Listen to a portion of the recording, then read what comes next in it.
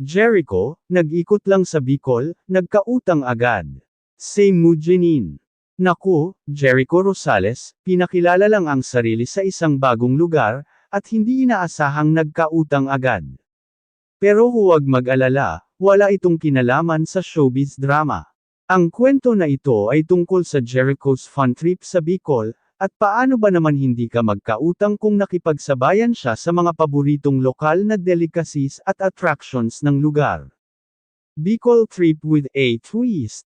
Kakatikim lang, nagkautang.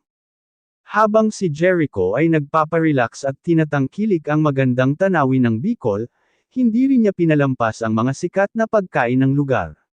Sili, laing, Bicol Express, lahat tinikman ni Echo, pati na rin ang mga fresh buko, at hindi nga nakaligtas ang kanyang wallet.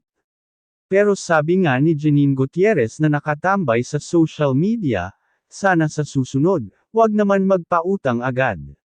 Hahaha. Jericho, may mga local tips na PUMATOK. Ayon kay Jericho, sarap talaga ng mga pagkain dito, pati ang mga locals, sobrang warm nila. I really loved my time here. Pero syempre, hindi lang siya kumain at mag-enjoy ng tanawin, pati na rin ang pagkakaroon ng mga unexpected na gastos. Sa isang kwento ni Jericho, hindi daw niya akalain na madadala siya sa mga patisteng na inaalok ng mga lokal. Masarap kasi eh. Ang hirap tanggihan, ayon pa ni Echo. Jenin's playful remarks, nandun si Echo, kayo na. Samantalang si Jenin, hindi rin napigil ang magpatawa. Sa Bicol lang, kung saan masarap ang pagkain, nagkautang agad si Echo.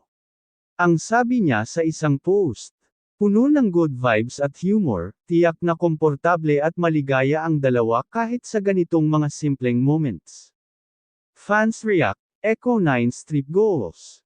Sarap talaga mag-travel ni Echo, pero wag sana masyado magpautang haha. Jericho's having the time of his life, and we love it. Sana makasama si Jenin next time. Ganyan lang, magkasama sila, masaya na kami. For more updates, hilig moments, and exclusive scoops, don't forget to like, comment, and subscribe to Celebrity Hub. Dito, laging may bagong kwento ng love, fun, at mga paboritong celebrity.